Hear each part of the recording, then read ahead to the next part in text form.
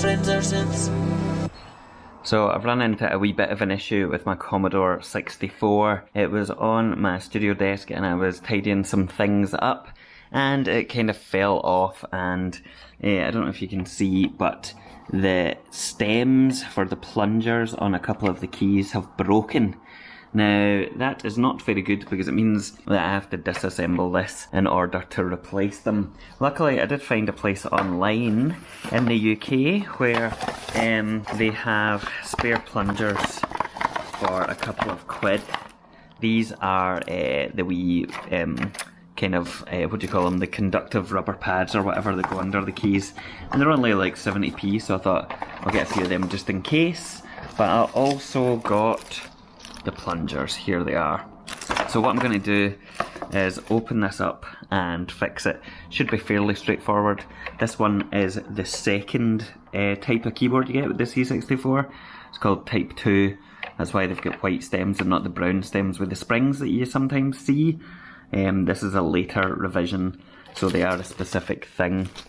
The other problem that I ran into was that the stems had snapped off inside the keycaps, and so I had to somehow get the plastic out. In order to do that, what I did, thanks to the suggestion of some nice people on the Commodore 64 Facebook group, was to drill a wee tiny hole into the stem inside the key, and then basically screw in a wee screw into that hole and then pull it out using pliers, and it worked fairly well, although I did crack the edge of my F1 key, so hopefully it still works. I think it should be alright because they're actually quite difficult to find replacements for. Anyway, let's see. I'm sure something will go wrong here, but I guess we'll find out. Okay, so first thing I have to do is take off the case. Usually you do that by, I believe, unscrewing these points here around the edge of the case. However, I've already done that because I have been using this, or you know, kind of changing some bits and pieces inside for the SID. So I don't need to do that just now. What I can just do is lift it off. You have to be careful. I'll put this up a wee bit so it's easier to see. Ugh. There we go. You have to be careful when you do this because it is connected via this ribbon cable here. Now I have to remember what bit is connected.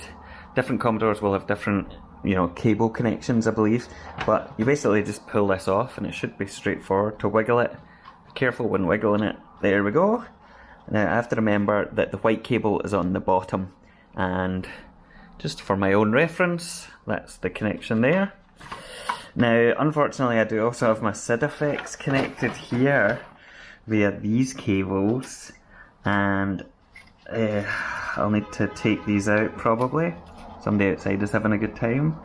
I mean, I guess the alternative actually is that I could just, yeah, I think the alternative is I can just unscrew this without having to take these out, which will make my life a wee bit easier.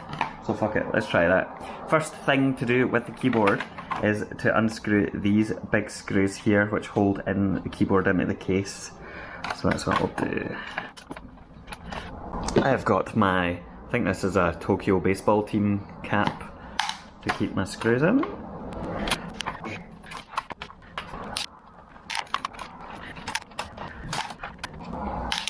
Okay, so that's this bit freed up, so I should be able to just lift this out. Now a couple of things to note here are, first of all, that I'm trying to avoid unplugging anything that I don't have to, because I know that if I unplug it I will forget how to put it back together. The second thing is, you can probably see here, this bit which is covered up with tape, this is, I believe, the shift lock key. Now there are wires that come out and connect that on elsewhere on my particular board revision, but on another board revision, which I think is the earlier one, the wires are much shorter and you have to desolder them. So if you do have a board that's got the shorter wires, then you do have to desolder them. You can't kind of just work around it. But luckily, I think with this board revision, because I've got these extra wires, it gives me enough slack to kind of move about and do what I need to do without desoldering. So let's see. Let's lift this out. Jesus. Come on.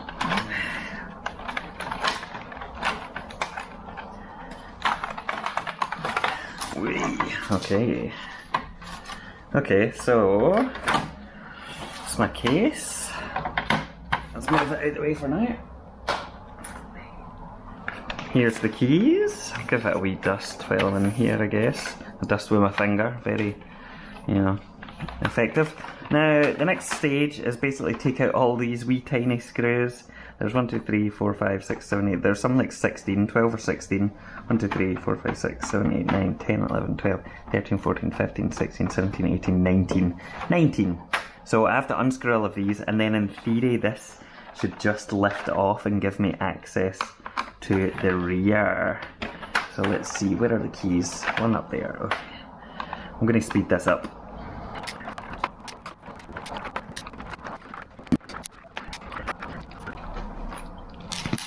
Alrighty, so now I think I should be able to just lift this up, hopefully.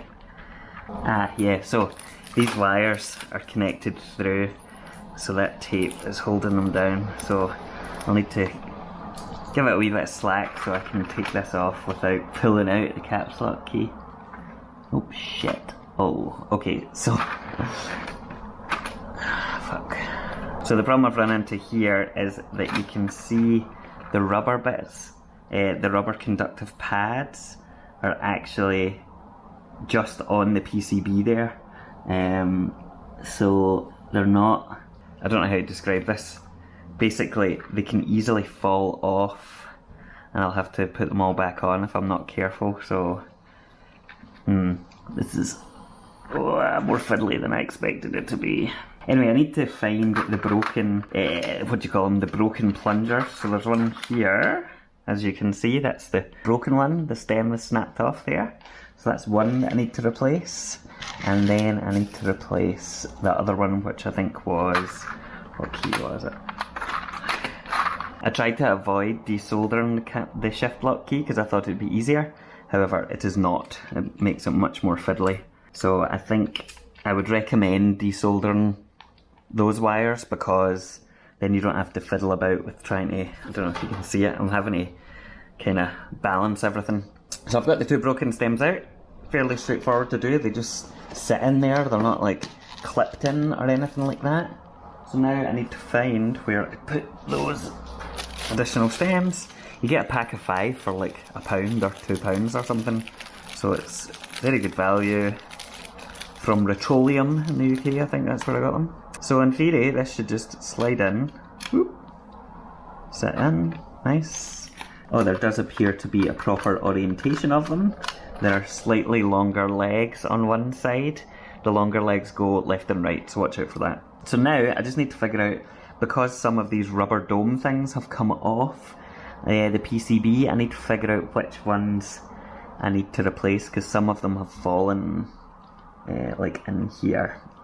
And this will be the most fiddly bit. Now, one thing that I have read online is that if your keyboard has been unresponsive for certain keys, then what you can do is basically just clean the contacts of these wee rubber conductive pads, because in there they've got what I think is a wee carbon thing. Mine look all pretty clean.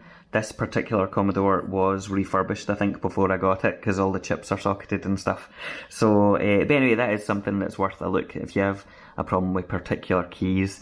There's different ways you can address this, either by, I think some people suggest you should run a wee bit of paper on them to kind of, you know, you grit up the surface or whatever so that it's got more conductivity. But you can also use a pencil and get some graphite or whatever. 1, 2, 3, 4, 5, 6, 7, 8, 9. So that has to go in there. 1, 2, 3, 4, 5. 1, 2, 3, 4, 5. Okay, so I think that's all of them. I can almost guarantee that this is not going to line up properly, which will be a fucking nightmare.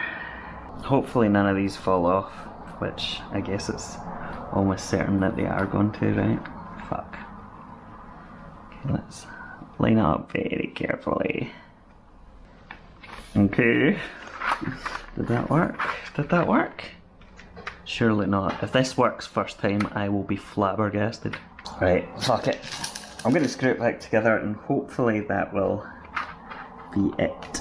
The problem is, because the conductive pads are just kind of sitting on top of the keys or on the PCB, then you don't know if they come off when you put the PCB back down, which means that if they are misaligned, then obviously your keys aren't going to work properly. And there's only really one way to find out, which is to plug it in and test it.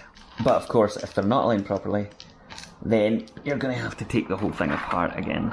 I guess one way you could test it is not to put all of the wee screws back in, but I like to live in the edge, and so fuck it. I'm just going to put them all back in. The thing about this is that I broke it the other day, in fact 2 days ago, and I was so angry at myself and my disorganisation that led to this catastrophe. The spare parts got here surprisingly quickly and for not very much money. I think I only spent about, I don't know, $3.30 or something, and I got some spare screws and bits and pieces because I knew I would lose them inevitably. And then they arrived today and I was like, oh, and I couldn't help myself but just try and fix this in as short a time as possible, which is never a good way to repair things. Don't be like me, don't be impatient. It pays to be patient. Although there are so many screws, so many tiny screws. I've got faith that this will work first time. I'll flip it over, just check everything seems to be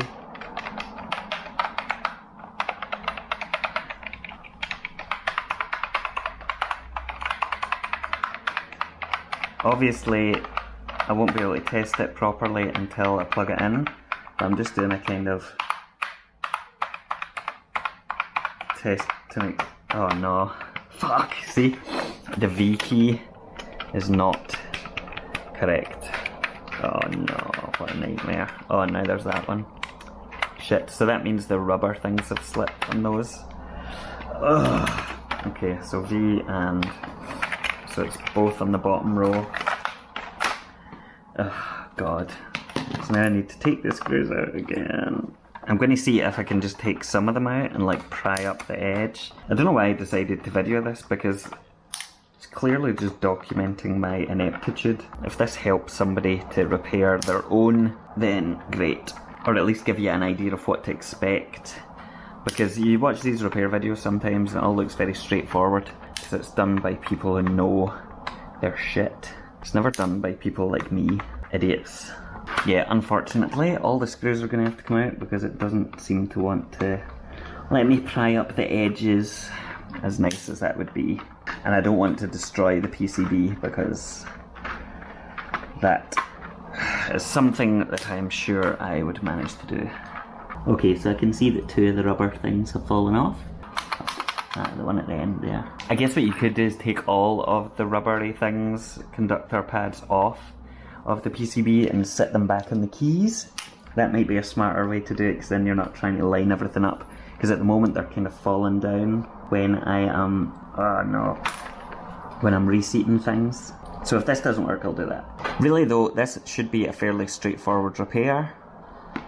If, you know, the hardest thing is going to be reassembling everything. As you can see, the actual repair part of it is not very difficult at all, because it's basically slot in, slot out.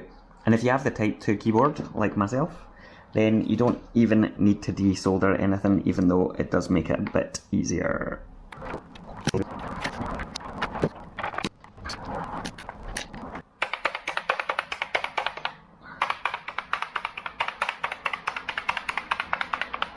Okay, the keys all feel okay. One of them slightly higher, which I'm a wee bit concerned about, because that might mean that the connection, like the wee pad, is folded over or something, but I think it should be alright. Although me saying I'm confident in something like this, as you can probably tell, is similar, I guess, to when a British Prime Minister says they have full confidence in their junior ministers, which usually means they're about to resign. So...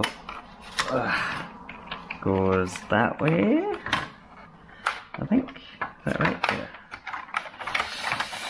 Slides in, just clicks into place, and then we have to put in these big screws. There's a really good book that talks about the history of Commodore and how this thing came about. You know, the history of the SID chip and who designed it, and the weird kind of circumstances that led them to make this computer in the first place. And I highly recommend it, because it tells you a lot of stuff that you wouldn't, I had no idea about. And it's kind of funny reading it because you realise how much this was a kind of accidental success in many ways, and that some of the limitations that they faced or kind of restrictions they had in terms of trying to make it cheap, or as cheap as possible, kind of led to it being what it is. And it also makes you wonder what they could have done if they had actually, invested some more resources into it. But anyway, here's the keycaps. You can see F1 and 9. I have cleaned out the plastic from inside it, the broken stems. You can see, maybe, you won't be able to see in the camera, but there's a wee tiny crack in this one because I misjudged it when I pulled it out. So that's a shame. Hopefully it still works. So now what I need to do is just reattach this board, the big colourful board that connects the keyboard, and from memory it was white down. Whoa, just slots on. Yep, everything looking good. I think that's it. I could take this opportunity to tape this down, but I'm not going to bother. I'll worry about that later. I ordered some spare screws because, as I mentioned, I was worried that I would lose them. In fact, I have lost the case screws anyway, so now I just need to put the keycaps back on, and they literally just should, in theory, clip on. Yeah, like that, see? F1 is the one I'm worried about. Let's see if it still fits. It does. It's a lot taller than the others, but I think, if memory serves, that is what it was like before.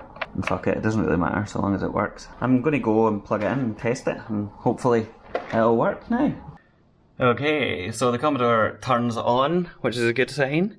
Always a good sign to begin with. I have got a keyboard tester program that I'm going to run so that I can check if all of the keys work. I just have to remember how to load it because I've not done it in a wee while. So I've loaded up the keyboard tester here.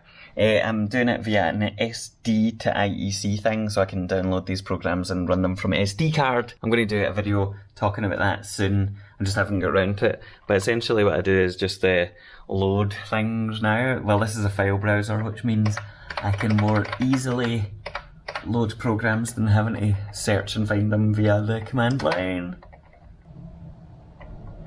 Woo! Loading. So here's my virtual screen. So in theory, I think what happens is, yeah, it's quite hard to film this CRT TV, but essentially I hit the keys, and then if they are working fine, it comes up blue. So let's see if all of them work. Oh,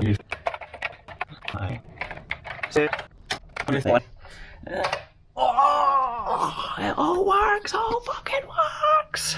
Can't believe it. It actually works. It works fine. So that's it. That's my replacement stems for the Commodore 64 after my foolishness led me to destroy part of computing history. It's fairly straightforward to do. The trickiest bit is just having to contend with all of those screws. As you saw, the stems are fairly easy to put in and out. If you do have the Type 1 keyboard, I think it's a wee bit more fiddly because you have to deal with the springs, which I have taken one of them apart before and the springs fucking ping off all over the place. So be aware of that. There are tons of videos though on the other keyboard. Go have a watch of them. Anyway, now that I've fixed that, I can get back to actually making music with it. I'm a wee bit behind on my videos with this. I've got a whole bunch of different things that I want to show you. I've got the Kerberos cart which arrived. I've got a special FM cartridge that I want to show you, and I've also got to show you the SD to IEC thing with different options. So they're all on deck. It's just a matter of finding time to do it. Time is the enemy.